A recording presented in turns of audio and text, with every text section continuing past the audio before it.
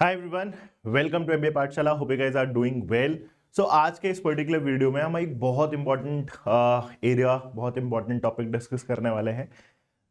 Given that we have 10 months left for CAT, right. अभी देखने में बहुत ज़्यादा टाइम लग रहा है, 10 months is almost a year, but इस 10 मंथ्स को हम किस तरीके से यूटिलाइज कर सकते हैं, बेस्ट तरीके से यूटिलाइज कर सकते हैं, किस तरीके से स्ट्रक्चर कर सकते हैं, कब कब हम सिलेबस कंप्लीट करने पे फोकस कर सकते हैं और सिलेबस में भी हम ड्रिल डाउन कर सकते हैं कि कौन से एरियाज में हमें ज़्यादा फोकस करना चाहिए, कौन से एरियाज में हम कम फोकस कर सकते हैं, राइट। किस तरीके से अपनी स्ट्रेंथ एंड वीकनेसेस वगैरह फिगर आउट करनी है with respect to the syllabus, वो सारा कुछ discussion.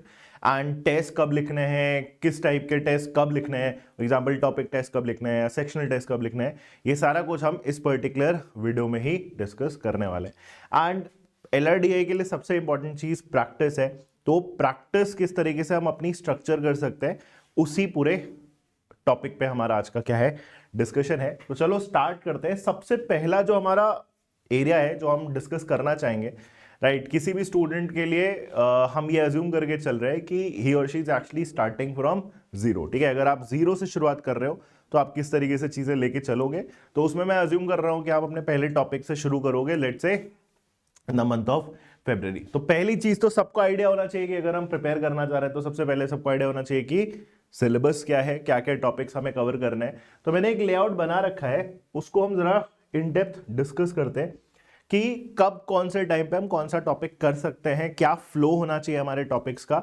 Everything will be discuss in detail, ठीक है। तो सबसे पहले लेट्स अज्यूम कि फरवरी से हम शुरू कर रहे हैं, ठीक है। This is hour kicking off point.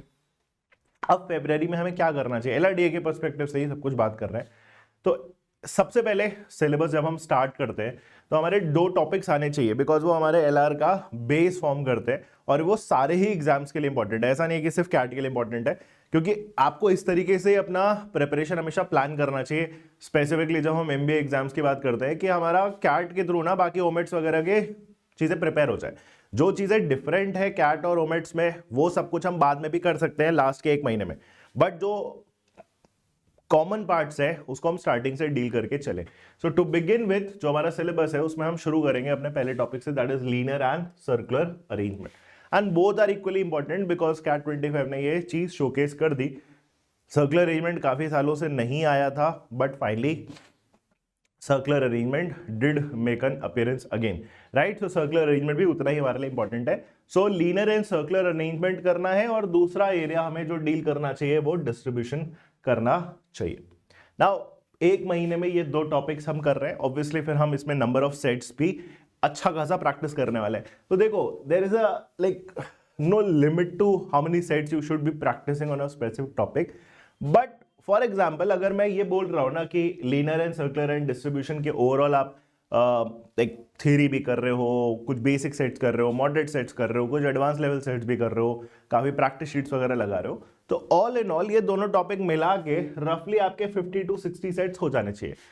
जब भी मैं रेंज की बात करूंगा always aim for the upper side. ये लोअर साइड फिर मैंने इंक्लूड क्यों किया है, फॉर एग्जाम्पल किसी का वर्क एक्स है या फिर टाइम का कुछ कमिटमेंट है, बहुत ज्यादा हम प्रिपरेशन पे टाइम नहीं दे सकते, तो they can actually go for the lower limit for that topic also, it would work absolutely fine, कोई बहुत ज्यादा प्रॉब्लम नहीं है, बस हमेशा एफिशिएंसी पे फोकस करना, राइट। बट अगर आपके पास थोड़ा सा भी टाइम अवेलेबल है प्रिपरेशन में, आप एटलीस्ट LRDA को फॉर एग्जाम्पल 1-2 घंटे हर दिन का दे सकते हो, तो डेफिनेटली आप on the higher side 60 sets का टारगेट करो। अब ये जब 60 में बोलता हूं तो ये नहीं कह रहा हूं कि तुम 65 नहीं कर सकते, 75 नहीं कर सकते, 100 नहीं कर सकते, करने को आप बिल्कुल कर सकते हो, but that is a good number. अगर आप 1 मंथ की बात कर रहे हो ना फरवरी, तो फेब मंथ में फॉर एग्जांपल अगर आप दोनों टॉपिक मिला के 60 सेट सॉल्व करते हो, that is a very good number. Good number in terms of what, कि आपका जो टॉपिक है ना वो बहुत कॉम्प्रिहेंसिव तरीके से प्रिपेयर हो जाएगा। आप बहुत सारी वैरायटी सॉल्व कर चुके होंगे, जैसे कि हम क्लास में करते हैं। तो जैसे फॉर एग्जांपल ये ब्रेकडाउन अगर मैं 60 का भी बोलूँ ना, तो अप्रोक्सीमेटली मैं 30 का ही ब्रेकडाउन बोल रहा हूँ। तो 30 सेट हमने लीनियर एंड सर्कुलर के मिला के कर लिए, 30 सेट हमने डिस्ट्रीब्यूशन के कर लिए। अभी ये सिर्फ क्लास के सेट्स की बात हो रही है, टॉपिक टेस्ट अलग है, उसमें भी आपके सेट्स आएंगे, तो डेफिनेटली ये नंबर थोड़ा और ऊपर जाएगा। बट ये टॉपिक को कवर करने के पर्सपेक्टिव से 60 सेट्स में 30 का ब्रेकडाउन हमने कर लिया, that is a good number. इससे हमें टॉपिक बहुत अच्छे से समझ में आ जाएगा एंड थोड़ी सी हमारी फ्लुएंसी भी बन जाएगी with respect to that particular topic. तो इतना आपको बेयर मिनिमम एम करना चाहिए, ठीक है। एंड लर्न एवरीथिंग, राइट, सारे वैरायटी सॉल्व करने की कोशिश करो। एक चीज और हमेशा फोकस करना, ये चीज सारे टॉपिक्स के लिए मैं वैलिड बोल रहा हूं। देखो जैसे मान लो फॉर एग्जांपल आप 30 सेट सॉल्व करते हो डिस्ट्रीब्यूशन के, तो आपको इन 30 में अगर मैं आपको ब्रेकडाउन बोलूं, शुरू में आपको 5-6 सेट्स लग जाएंगे इस टॉपिक को समझने में ना।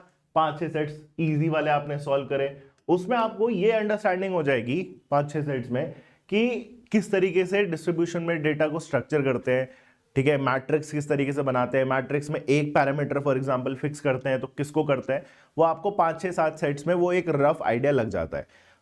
जैसे आप उस पर्टिकुलर टॉपिक के साथ कंफर्टेबल हो, example being for example distributions, जैसे आप उस पर्टिकुलर टॉपिक के साथ या एरिया के साथ कंफर्टेबल हो जाओ 6-7 सेट्स करने के बाद, आपका हमेशा एम, अगर आपको कैट के लिए स्पेसिफिकली प्रिपेयर करना है तो आपको थोड़ा सा डिफिकल्टी बढ़ाने के ऊपर पुश करना चाहिए।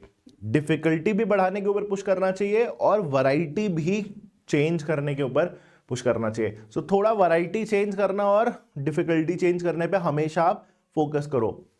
सिर्फ इजी से सॉल्व करते मत रहो, बिकॉज आपको कॉन्फिडेंस तो आता रहेगा कि हाँ मेरे से बन रहा है, मेरे से बन रहा है, बट जब बहुत डिफिकल्ट सेट्स आते हैं या कॉम्प्लेक्स सेट्स हैं या फिर मल्टी लेयर्ड जो सेट्स होते हैं जिसमें मल्टीपल पीसेस और लॉजिक इन्वॉल्व रहते हैं, फिर वो सेट्स में बाद में स्ट्रगल होता है। तो उनको ना इनिशियली ही डील करना स्टार्ट कर दो। इसीलिए मैंने बोला है नंबर 60, क्योंकि कोई आर्ग्यू करने को ऐसे बोल सकता है डेली, हमने तो सुना है कि डेली के 4 सेट सॉल्व करने होते हैं, तो एक मंथ में तो 30 × 4 120 सेट होना चाहिए था, मैंने तो उसका आधा नंबर दिया है। मैंने इसीलिए दिया है बिकॉज ऑलवेज कैट के रिस्पेक्ट में मेरे को सबसे अच्छी चीज ये लगती है कि आप अगर क्वालिटी पे फोकस करो एज कंपेयर टू क्वांटिटी, आपको हमेशा ज्यादा बेटर आउटपुट मिलेगा। वही चीज हमारा पूरा एम होने वाला है, हम क्वालिटी पे पुश करेंगे। तो 5-6-7 सेट्स इजी वाले हमने कर लिए, समझ में आ गया मेरे को टॉपिक, तो उसके बाद फिर हम मॉडरेट लेवल सेट्स पे जाना स्टार्ट करेंगे। हो सकता है हम दिन में कम सेट सॉल्व करें, 4 की जगह 2 करें, बट उनका आउटपुट इवेंचुअली क्या होगा, ज्यादा आने वाला है। ठीक है, सो ये चीज पुश करना कि धीरे धीरे इजी के बाद तुरंत से मॉडरेट डिफिकल्टी पे जाएं। मॉडरेट के थोड़े हमें ज्यादा सेट सॉल्व करने चाहिए, फॉर एग्जांपल 15 से 20 हम मॉडरेट सेट सॉल्व करें, बिकॉज वही पे मेजोरिटी लाई करेगा। और उसके बाद जितने भी बचे हुए सेट है वो हम डिफिकल्ट सेट्स सॉल्व करने पे पुश करें, for example 15 and 5, for example 10 से कितना, 4 से 10 है ना, 5 से 10 बेसिकली डिफिकल्ट सेट्स भी हम सॉल्व करेंगे लर्निंग वाले इनिशियल प्रोसेस में। और जब हम इतना कर लेंगे तो हम कंसिडर कर सकते हैं कि हाँ ये टॉपिक मेरा ओवरऑल कवर्ड है। कवर्ड का मतलब ये नहीं होगा, ये भी ध्यान रखना, because sometimes we set wrong expectations from ourself. Cover करने का ये बिल्कुल मतलब नहीं होगा कि आप ये एक्सपेक्ट करो कि आपने 60 सेट डिस्ट्रीब्यूशन के कर लिए, फिर उसके बाद तुम्हें लाइफ में कभी भी डिस्ट्रीब्यूशन का कैसा भी सेट दिया जाए आप उसको विद इन 15 मिनट सॉल्व कर ले जाओ, ऐसा नहीं होगा। There will be sets which will be very very new to you. ठीक है, हो सकता है आपने वो वैरायटी कवर ना करी हो उन 60 सेट्स में, उन 30 सेट्स में, that will pretty much be possible. ऐसा होता है, ऐसा मेरे साथ भी होता है, बहुत सारे सेट मेरे को आज भी नए देखने को मिलते हैं। तो अपने आप से भी वो एक्सपेक्टेशन में सेट करो। हाँ, राइट एक्सपेक्टेशन ये है कि जब आप इतने सेट सॉल्व कर लोगे, फॉर एग्जांपल 30 आपने डिस्ट्रीब्यूशन के सेट सॉल्व कर लिए, तो फिर may be every other set, may be जैसे मान लो 10 सेट आपके पास दिए, तो उसमें से आप 5-6 सेट आराम से खुद से निकाल पाओगे। हो सकता है 3-4 में आपको सोल्यूशन देखना पड़े, कुछ नए आइडियाज इन्वॉल्व होते हुए दिखे, वो होगा, बिकॉज ये एक लंबा प्रोसेस है। डिस्ट्रीब्यूशन सिर्फ आप वेब में करोगे फॉर एग्जाम्पल, तो ऐसा नहीं है कि उसको आप कभी दोबारा लाइफ में देखोगे ही नहीं। Right, make that very very clear. तो ये था हमारा इनिशियल डिस्कशन। ठीक है, तो यही चीज हम हर टॉपिक के लिए ओवरऑल टारगेट करने वाले, किस तरीके से कवर करेंगे, क्या हमारी एक्सपेक्टेशन है। सो फरवरी मैंने आपको बता दिया linear and circular distribution target करो। मार्च के बाद में, बिकॉज डिस्ट्रीब्यूशन का नेक्स्ट फॉलोअप हमारा ग्रुपिंग एंड कंडीशनलिटीज है, if then right, only if and only, वो वाले कंडीशनलिटीज को डील करो राइट मार्च में। एंड उसी के साथ कैलकुलेटिव डीआई भी करना है। अब कैलकुलेटिव डीआई आपको दिखेगा 2 जगह लिखा है मैंने, क्यों लिखा है, क्योंकि कैलकुलेटिव डीआई छोटा टॉपिक नहीं है, कैलकुलेटिव डीआई में कवर करने को बहुत कुछ है। तो आप फॉर एग्जांपल मार्च मंथ में क्या ट्राई कर सकते हो, ग्रुपिंग एंड कंडीशनलिटीज आपने करा syllabus wise, and calculative DI का आपने ना स्टार्टिंग पोर्शन करा। स्टार्टिंग पोर्शन का मतलब जो स्टैंडर्ड फॉर्मेट्स है आपके डेटा रिप्रेजेंटेशन के, जैसे कि आपने इसमें टेबल्स कर लिए, टेबल्स के ढेर सारे सेट्स लगा लिए, फिर आपने पाई चार्ट कर लिया, फिर आपने लाइन ग्राफ कर लिया, और फिर आपने सपोज बार ग्राफ कर लिया। तो जो स्टैंडर्ड फॉर्मेट्स है आपके डेटा रिप्रेजेंटेशन के, उसको मैं यहाँ पे इंक्लूड करने में इंटरेस्टेड हूँ। तो मार्च मंथ में आपने इन एरियाज को हैंडल करा और इस पे आपने टोटल 50 to 60 सेट सॉल्व कर लिए। इस नंबर का आप और बढ़ा सकते हो, देखो ग्रुपिंग इन कंडीशनैलिटीज में अगर आप अराउंड 25 सेट्स भी करोगे ना, 25 to 30, तो भी आपको ये टॉपिक अच्छे से समझ में आ जाएगा, राइट। ग्रुपिंग इन कंडीशनैलिटीज थोड़ा सा ज्यादा डिफिकल्ट हो जाता है उसके सेकंड पोर्शन में। देखो ग्रुपिंग एंड कंडीशनैलिटीज जब आप कवर करोगे ना, तो उसके दो एरियाज है। एक है उसमें टीम फॉर्मेशन वाला स्टैंडर्ड कंडीशंस के साथ, that is pretty much like distribution itself, वो काफी सिमिलर लगता है देखने में। जो दूसरा पार्ट है वो टीम फॉर्मेशन है, ग्रुप फॉर्मेशन है, but with respect to those conditional statements, if only if and only if, right, if A goes B doesn't go, उस टाइप के कंडीशन इन्वॉल्व करके टीम फॉर्मेशन होता है। That is a more complex part, तो उसमें आपको time लगेगा, 10-15 set आपको उसी चीज को समझने में लग जाएंगे। तो 25 से 30 set is a good number, जिससे आपको ये टॉपिक अच्छे से समझ में आ जाएगा, आपका एक ग्रास बन जाएगा। काफी सारे मेथड्स भी इसमें सीखने को मिलता है, जैसे हम ग्रुपिंग एंड कंडीशनैलिटीज को टिक क्रॉस से करते हैं, तो वो हमारा सॉर्टेड रखता है, कंफ्यूजन भी नहीं होता है, ठीक है। उसके बाद जो बचा हुआ टाइम है हमारा कैलकुलेटिव डीआई में आना चाहिए। कैलकुलेटिव डीआई में इनिशियली मैं आपको बोलूंगा ये 4 एरियाज को हैंडल करो मार्च में, और इनके ना इजी टू मॉडरेट साइट्स करो। इसमें बहुत लॉजिकल प्रॉब्लम्स करने की कोशिश मत करो, वो हम सेकेंड फेज में कर लेंगे, बट इनिशियली जितने टाइप के कैलकुलेशन हो सकते हैं, जितने लैंग्वेज इन्वॉल्व सकती है जिससे कैलकुलेशन होती है, वो सारा कुछ हैंडल करने की कोशिश करो। ये नंबर को आप स्ट्रेच करके ना, जैसे फॉर एग्जांपल 25 to 30 मैंने ग्रुपिंग एंड कंडीशनैलिटीज बोला है, तो इस नंबर को आप आराम से 30 to 40 लेके जा सकते हो सिर्फ कैलकुलेटिव डीआई में। तो ये नंबर आप स्ट्रेच भी कर सकते हो, बिकॉज यहाँ पे आप इजी टू मॉडरेट थोड़े ज्यादा सॉल्व करो, तो आपको एटलीस्ट इन डेप्थ अंडरस्टैंडिंग और इनिशियल जो कैलकुलेशन की प्रैक्टिस करने वाला पार्ट होता है वो सब आपका अच्छा हो जाएगा, ठीक है। नेक्स्ट जब आप अप्रैल में पढ़ोगे तो कैलकुलेटिव डीआई फिर से करो, और कैलकुलेटिव डीआई में इन्हीं सारे एरियाज के थोड़े और एडवांस वर्जन्स करने की कोशिश करो, एंड अलोंग विद दैट जो नॉन स्टैंडर्ड फॉर्मेट्स है उनको भी करेंगे, जैसे रडार चार्ट हो गया या फिर स्कैटर प्लॉट हो गया। तो ये जो मिसलेनियस डेटा रिप्रेजेंटेशन वाले टाइप्स है ना, उनको फिर हम अप्रैल में कवर कर सकते हैं, बिकॉज उसको रीड करने और इंटरप्रेट करने और लॉजिक में सारी चीजें में थोड़ा सा डेप्थ और चाहिए होता है, तो वो तभी कर सकते हो जब यहाँ पे आपने ढेर सारे सेट्स किए हो। कैलकुलेशन वाला पार्ट आपका तब तक सॉर्टेड रहेगा, फिर थोड़ा बहुत लॉजिक वगैरह लगना स्टार्ट हो जाता है, मिसिंग टेबल्स वगैरह, राइट। सो अप्रैल में आपने कैलकुलेटिव डीआई करा और उसके बाद हमने लॉजिकल डीआई करा। अब logical DI is a very very very important area in CAT, इसको तो आप मिस आउट बिल्कुल नहीं करना, ठीक है। जैसे अभी तक के एरियाज में मैंने आपको बोला, ये दोनों बिल्कुल करना चाहिए, हर एक एस्पिरेंट को करना चाहिए, क्योंकि ये ईजी है to understand, to solve, very easy. Grouping and conditionalities might get a bit typical for a few of you, but अगर समझ में आ रहा है तो it is well and good, but at least इसका आधा पार्ट कर सकते हैं, team formation without those conditional statement. अगर कंडीशनल स्टेटमेंट आ रहा है तो it is very very much doable, अगर आपको टिक क्रॉस मेथड समझ में आता है। Calculate DI something you should not miss, सबको करना चाहिए। और उसके बाद उसी तरीके से लॉजिकल डीआई, इसमें आपका क्या हो जाएगा, डीआई रहेगा बट उसके साथ लॉजिक इन्वॉल्व होना स्टार्ट हो जाएगा। इसी में कैक्यूरो, फुटोशिकी, ये सब एलिमेंट्स वगैरह काफी इन्वॉल्व होते हुए आपको दिखता है, ठीक है। डीआई रहता है बट उसके साथ लॉजिक इन्वॉल्व होता है, तो ये बहुत इंपॉर्टेंट एरिया है। यहां तक तो आपको सिलेबस में कुछ भी कॉम्प्रोमाइज नहीं करना चाहिए अगर आप कैट क्रैक करने की बात कर रहे हो। और सिर्फ यहां से लेके यहां तक का जितना एरिया मैंने आपको बोला है ना, लॉजिकल डीआई को इंक्लूड करके, आपको पेपर में जैसे 5 सेट आ रहे हैं ना, ऑलमोस्ट आपको 3 सेट्स इन्हीं एरिया से घुमा फिरा के मिल जाएंगे, ठीक है। Keep that in mind, at least 3 set, 60% of the paper. तो अप्रैल में कैलकुलेटिव डीआई, लॉजिकल डीआई का टारगेट कर लो, 60 to 70 रफली sets would be a good number in that. मई में लॉजिकल डीआई और पजल सॉल्व करने की कोशिश करो। अब पजल्स में ना आपको बहुत टाइप के पजल्स करने को मिलेंगे, जैसे पजल्स में एनालिटिकल पजल्स भी होंगे, क्वांट बेस्ड पजल्स भी होंगे जिसमें नंबर्स वगैरह इन्वॉल्व रहते हैं, राइट। इसमें आपको कोडिंग डिकोडिंग भी कर लेनी चाहिए। इसी टाइम पे फिर हम बाइनरी लॉजिक कर लेते हैं। बाइनरी लॉजिक वगैरह कैट में बहुत ज़्यादा फ्रीक्वेंट नहीं है, काफ़ी टाइम से आया नहीं है, बट कैट तो फेमस है इस चीज़ के लिए, राइट, कि जो चीज़ इतने सालों से नहीं है अचानक से उसको पेपर में दे दो। So binary logic is like truth teller, liar, alternator, वो सब कुछ, तो वो सब कुछ हमारे पजल्स में कवर होगा। तो उसको आप अलग अलग एरिया वाइज भी हैंडल कर सकते हो, राइट। आपको अगर उसमें से 4-5 एरियाज है, उसमें से 1-2 एरिया समझ में आए तो it is also good, right. So 50 to 60 sets रफली अपने को पजल्स में टारगेट करना चाहिए।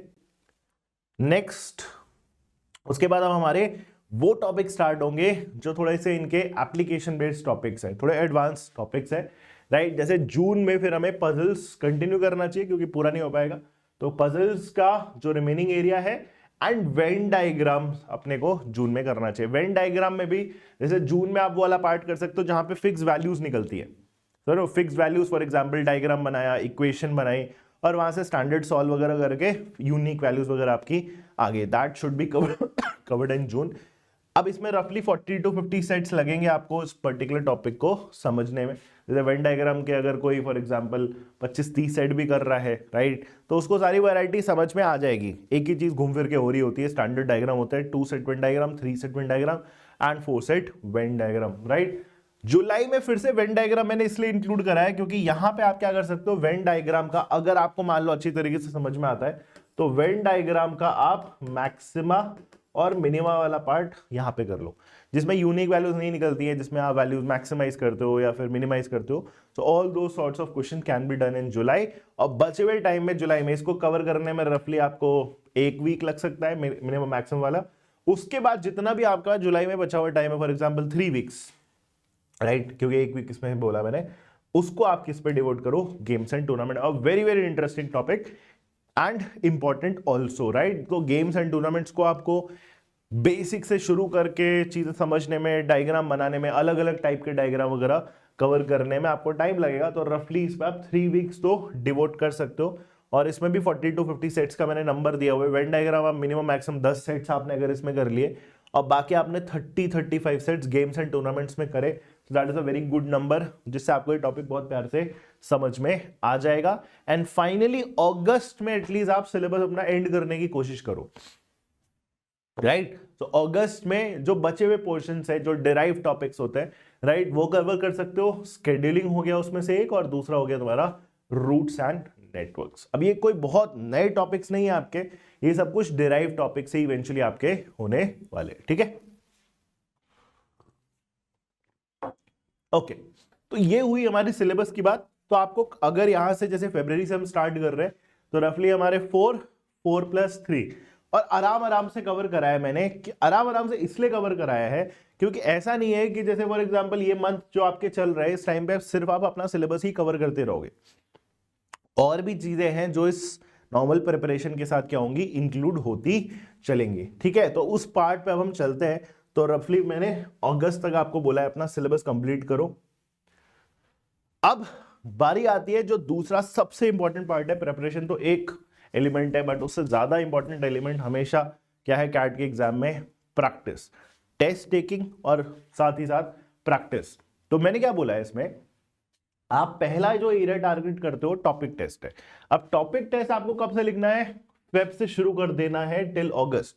ऐसा क्यों, क्योंकि फेब से हम शुरू भी कर रहे हैं और अगस्त में हम एंड कर रहे हैं। तो टॉपिक टेस्ट ऑब्वियसली टॉपिक के बाद लिखना है। तो आपको क्या इंश्योर करना है कि जब भी आप फॉर एग्जांपल कोई टॉपिक करो तो आप प्लान कैसे कर सकते हो। जैसे मान लो आपने लीनियर एंड सर्कुलर पूरा खत्म करा, ठीक है। जब आप लीनियर एंड सर्कुलर खत्म कर लो और मान लो आप सिलेबस वाइज डिस्ट्रीब्यूशन कर रहे हो, तो साथ ही साथ एक दिन का एक टारगेट बना लो कि एक दिन में एक टॉपिक टेस्ट लिखेंगे ऑफ द प्रीवियस टॉपिक। तो जब तक आप सिलेबस में डिस्ट्रीब्यूशन कर रहे हो तब तक उसी टाइम पे आपको टॉपिक टेस्ट में उससे पहले वाला टॉपिक कवर करना चाहिए। तो आपका रिवाइज भी होता रहेगा और वो और बेटर भी होता रहेगा, वो आपका understanding of that previous topic. तो जब जैसे ग्रुपिंग एंड कंडीशनैलिटीज कर रहे हैं तो उस टाइम पे डिस्ट्रीब्यूशन का हमने टॉपिक टेस्ट लिख लिया।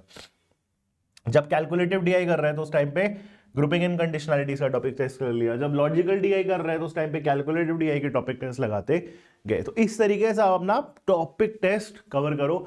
एटलीस्ट ये जो हमारे 4+3 7 मंथ्स है, इसमें आपको रफली 100 टॉपिक टेस्ट तो लिखने ही चाहिए, एटलीस्ट 100 टॉपिक टेस्ट, क्योंकि टॉपिक टेस्ट ही हमारा बैकग्राउंड बनाता है टेस्ट टेकिंग की तरफ से। क्योंकि इनिशियली अगर आप ये एक्सपेक्ट करो कि 40 मिनट्स का आप पूरा का पूरा एक सेक्शनल लिख दोगे, क्योंकि उसमें तो अलग अलग एरियाज है, राइट। इनिशियली हम इतना कुछ पढ़े भी नहीं होते हैं, राइट। तो टॉपिक टेस्ट से बेहतर कुछ भी नहीं है। हर टॉपिक के बाद टॉपिक टेस्ट, हर टॉपिक के बाद टॉपिक टेस्ट लिखते चलो।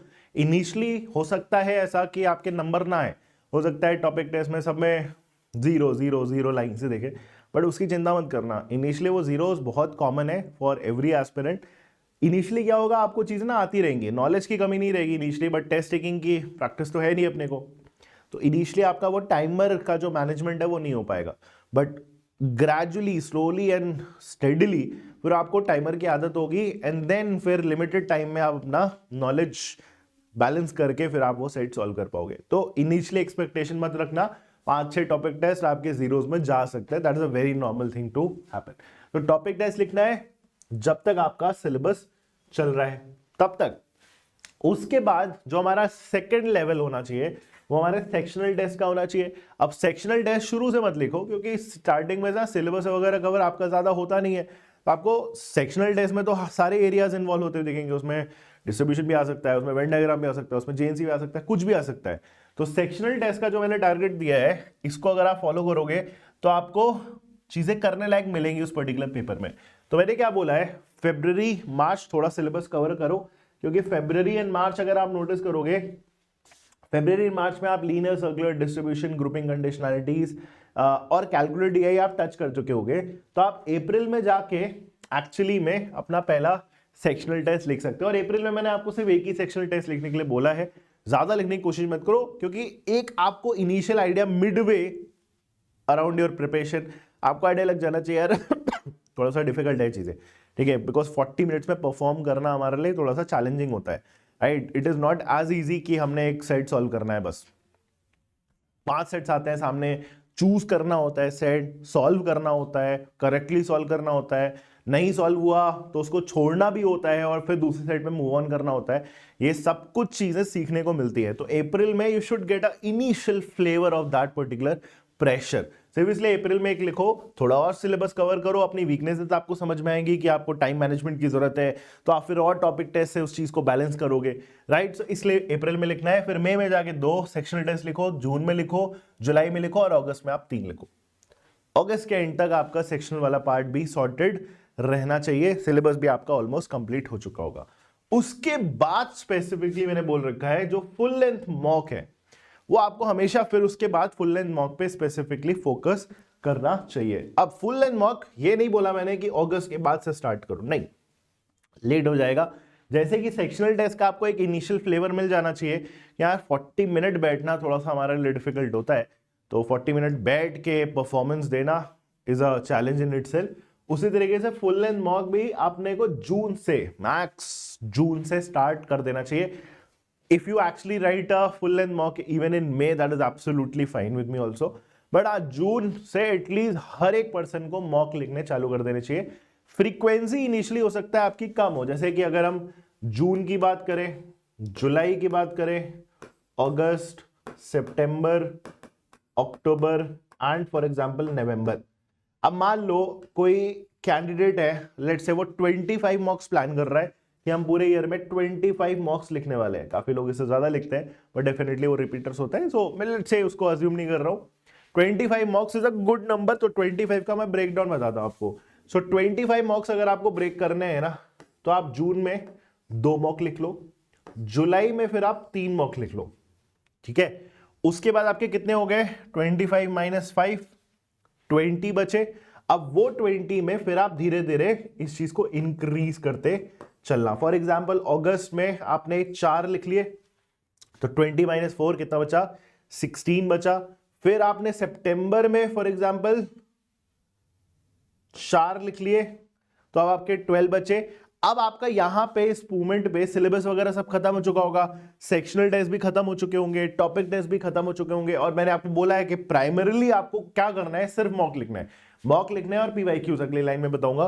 तो फिर अक्टूबर या नवंबर में जाके जितने भी आपके मॉक्स बचे हुए हैं आपको उनको लिखना चाहिए। सो टोटल कितना हो गया था हमारे, 8 + 5 13 हो गए थे, तो हमारे 12 बचे थे। तो अक्टूबर या नवंबर में जाके आप 6 आराम से मॉक्स लिख सकते हो, आराम से, right. This number could go higher अगर आप ये ज्यादा टारगेट कर रहे हो, but 25 to 30 is a good enough number, जिससे आपका मॉक वाला पार्ट सॉर्टेड रहता है, आप सारी चीजें सीख जाते हो। ऐसा नहीं है कि सिर्फ नंबर्स आप इसको 100 लेके चले जाओगे तो कोई बहुत ज्यादा फायदा हो जाएगा। अगेन मेरा एक initial point, quality over quantity, क्योंकि आपको मॉक सिर्फ लिखने नहीं है, उनको प्रॉपरली एनालाइज करना है। तो जैसे आप किसी वीकडेज पे, या सपोज आपने वीकेंड पे मॉक लिखा सैटरडे या संडे में से, तो अगले 3-4 दिन आपको उस मॉक को यूटिलाइज करने में जाएंगे। यूटिलाइज करने का क्या मतलब होता है, जैसे जिस दिन आपने फॉर एग्जांपल मॉक लिखा, तो आपके पास वीडियो सॉल्यूशन है, आपने उस पूरे दिन में बैठ के उसको प्रॉपर एनालिसिस करी। एक 2 घंटे का मॉक अगर आपने लिखा है तो एटलीस्ट 5-6 घंटे उसको प्रॉपर एनालिसिस करने में जाएंगे, चीजें सीखने में जाएंगे। फिर ओवर द वीक जितनी भी आपने मॉक में गलतियां करी हैं या फिर एरियाज जो आपको लगता है कि आपकी वीक है उनको इंप्रूव करने में जाएगा 4-5 दिन, और फिर उसके बाद वही अगला जब वीकेंड आएगा फिर आपने एक मॉक लिखा। तो that cycle has to go on. अब ऐसा नहीं है ना कि आप हर दिन मॉक लिखते जाओगे, आप हर दिन मॉक लिखते जाओगे तो आप कुछ इंप्रूव नहीं कर पाओगे, और जब तक आप इंप्रूवमेंट नहीं करोगे एक मॉक से दूसरे मॉक के बीच में, तब तक कोई पॉइंट नहीं बनता है हमारा मॉक देने का। So this you have to understand very very clearly, because अभी ये चीजें समझ में आती हैं, लास्ट में ना इतना प्रेशर रहता है, उस टाइम पे हम बहुत सेंसिबल डिसीजंस वगैरह ले नहीं होते। तो अभी आप समझ लो, बहुत ज्यादा मॉक्स चेस करने की कोशिश मत करना, right. 25 to 30 is a good enough number. So overall हमारा एलआरडीए के प्रिपरेशन में फुल लेंथ मॉक भी इंपॉर्टेंट आएगा, क्योंकि वर्बल लिखने के बाद फिर एलआरडीए लिखना है और उसके बाद आपको कॉन्ट लिखना है। सो एलआरडीए का अलग प्रेशर होगा सेक्शनल्स के कंपैरिजन में जब आप फुल लेंथ मॉक की बात करते हो। So this way you could go ahead and plan your full length mock also. Then what about PYQs and revision. तो देखो रिवीजन का सिंपल फंडा मैं बोल रहा हूं, आपको हर संडे को ना अपना टाइम जो है वो रिवीजन के लिए इन्वेस्ट करना चाहिए दोनों एंड्स पे। फॉर एग्जांपल जब आप full length mock for example weekends पे नहीं लिख रहे हो, तब तो आप आराम से क्या कर सकते हो, संडे को जितना आपने मंडे टू सैटरडे पढ़ाई करी है, जितने भी अच्छे सेट्स फॉर एग्जांपल एलआरडीए के आपने उस पूरे वीक में सॉल्व किए हैं, उनको जाके आप वापस से रिविजिट कर लो। अगर आपके पास टाइम बचता है तो कुछ और नया पढ़ लो, बट एटलीस्ट संडे के दिन आप अपने पुराने सेट्स को रिविजिट करते रहो, क्योंकि एलआरडीए भी सीखा जाता है, कुछ लॉजिक आपको दिमाग में ना रिटेन करने पड़ता है, तो उसके लिए आपको रिवाइज करना पड़ेगा। आप ये मत एक्सपेक्ट करो कि बस हम सेट्स देखते चलेंगे और आपका प्रिपरेशन हो जाएगा। It is like any other topic जिसमें थोड़ा बहुत रिटेंशन आपको चाहिए होता है, एटलीस्ट लॉजिक बार बार आप देखोगे तो दिमाग में सेट होता है, स्ट्रक्चरिंग वगैरह। तो हर संडे आप रिविजन के लिए तो डिवोट कर लो, चाहे आप उस दिन मॉक नहीं लिख रहे हो, चाहे आप उस दिन मॉक लिख रहे हो। जैसे फॉर एग्जांपल मैंने आपको बोला कि मान लो आप किसी संडे को मॉक लिख रहे हो, 4 घंटे एनालिसिस पे जाएंगे, तो कोई नहीं ना, उसके बाद तो टाइम बचा ना, 3-4 घंटे बैठ के अपने पूरे वीक का रिवीजन भी एक्चुअली साथ में करना है। तो Sunday is a good time जिस दिन आप हमेशा फिक्स कर लो कि आपको रिवाइज करना है उस पिछले वीक का जितना भी आपने कंटेंट एसिमुलेट करा है, राइट। एंड पीवाईक्यूज लास्ट चीज है जो आपको यहाँ पे मिल रहा है डिस्कशन में। तो अगस्त से आप पीवाईक्यूज एक्चुअली में लिखना स्टार्ट कर सकते हो, right. August is a good amount of like time. अगर अगस्त से स्टार्ट करते हैं तो अगस्त, सितंबर, अक्टूबर एंड नवंबर, या रफली 4 मंथ्स। और पीवाईक्यूज में भी स्पेसिफिकली कैट 17 से स्टार्ट करके कैट 25 तक के पीवाईक्यूज सारे करने, कोई भी ईयर छोड़ना नहीं है, कोई भी स्लॉट छोड़ना नहीं है। तो 17 से 25 तक के सारे पीवाईक्यूज करो, और काफी टाइम है आपके, अगस्त, सितंबर, अक्टूबर, नवंबर, 4 मंथ में आराम से आप पीवाईक्यूज हैंडल कर सकते हो। काफी कुछ सीखने को मिलेगा, काफी चीजें ऐसे समझ में आएगी, हाँ ये चीज पढ़ा हुआ है, ये चीज पढ़ा हुआ है, ये चीज पढ़ा हुआ है, तो उससे कॉन्फिडेंस भी आता है। और अगस्त इज एक्चुअली दैट टाइम जब आपको फुल लेंथ मॉक्स के लिए कॉन्फिडेंस चाहिए होता है, राइट। सो अगस्त से आप अपने पीवाईक्यूज वगैरह लिखने स्टार्ट कर सकते हो। This way you can balance it out, right. Preparation भी कर सकते हैं, साथ में टेस्ट भी लिख सकते हैं, फुल लेंथ मॉक सेक्शनल भी उसी में पिच इन कर सकते हैं, और हमारा प्रिपरेशन बिल्कुल सॉर्टेड चलेगा। रफली ओवर द ईयर अगर मैं आपसे बोलूं, आपको यहां से 400-500 सेट्स का एटलीस्ट टारगेट करना चाहिए। 1000 सेट्स का टारगेट करके कुछ नहीं होगा। अगर आप 400-500 क्वालिटी सेट्स भी लगाते हो, ये नंबर ऊपर नीचे भी हो सकता है थोड़ा बहुत, बट आप क्वालिटी सेट्स अगर लगाते हो तो it is pretty much done. Initially जब हम फेब और मार्च में स्टार्ट करते हैं तो हर चीज करने की कोशिश मत करना, कम भी करोगे थोड़ा चलेगा, but doing something every day is better than not doing it for 3-4 days and doing a lot on let's say 1 or 2 days, ठीक है ना। So consistency will be the key। consistency से अगर आप चीजें कर पाए तो इवेंचुअली आपको ज्यादा बेटर आउटपुट देने वाली है। So I hope you understood this, I hope you got the plan, ठीक है। कमेंट्स में बताना कितना आपको समझ में आया and are you up for it, and let's crack LRDI. Before we end, हमारा mission I M batch start होने वाला है on the 9th of February, right. इसके अलग अलग प्लान्स है, so you can actually go and check out these plans and the details of this particular batch on the website, right. Website का link तुम्हारा description में डल जाएगा, इस पर्टिकुलर बैच का भी लिंक तुम्हें डिस्क्रिप्शन में मिलेगा। सो अगर आप एक कॉम्प्रिहेंसिव प्रोग्राम चाहते हो और आप एलआरडीए में स्पेसिफिकली चाहते हो कि जिस तरीके से हमने प्लान करी है चीजें उतना ही स्ट्रक्चर्ड तरीके से आपको सामने मिल जाए, राइट, आपको खुद से मेहनत ना करना पड़े और एक स्ट्रक्चर्ड तरीके से आपको प्लान मिल जाए, लेकिन मेहनत आपको खुद करनी पड़ेगी, तो वो सब कुछ आपको इस पर्टिकुलर बैच में मिल जाएगा। I will be taking the LRDI classes, right. इस पर्टिकुलर बैच पे करंटली एक लिमिटेड टाइम के लिए 25% का डिस्काउंट भी चल रहा है, so you can actually go and avail that. दूसरा जो हमारा बैच है, it is for those who are specifically targeting Maharashtra CET। तो हमारा ये सेकेंड डेडिकेटेड सुपर 100 का बैच है, राइट। और ये 5 फरवरी से लाइव हो रहा है। सो ये पर्टिकुलर बैच को भी आप चेकआउट कर सकते हो अगर आप स्पेसिफिकली महाराष्ट्र CET टारगेट कर रहे हो साल का, ठीक है। So I hope you enjoyed this particular session. I hope you got a good amount of idea कि LRDI को किस तरीके से मेरे को अगले 10 महीने प्लान करने। तो प्लानिंग ये सब कुछ है LRDI में और ओवरऑल कैट के सिलेबस में। जिसने अच्छी स्ट्रैटेजी बना ली और स्ट्रैटेजी बनाने से ज़्यादा उसको अगर फॉलो कर ली तो काम बन गया हमारा, right. So I wish you all the very best to all the learners out there. Thank you, have a great day.